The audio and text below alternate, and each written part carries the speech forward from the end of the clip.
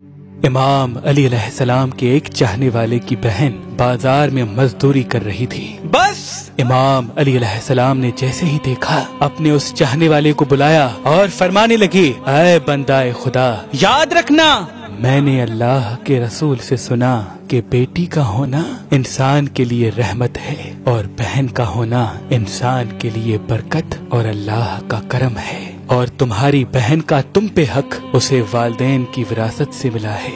بد نصیب ہے وہ جس کی بہن اس سے ناراض ہو اور اس کی بہن یا وہ خود مر جائے۔ میں نے اللہ کے رسول سے سنا کہ جب بھی اپنی بہن کے گھر جاؤ تو اپنی بساط مطابق اس کے لیے کچھ نہ کچھ لے کے جاؤ۔ اے شخص، آج میں نے دیکھا کہ تمہاری بہن پھٹے پرانے کپڑے پہن کے لاوارثوں کی طرح مزدوری کر رہی تھی۔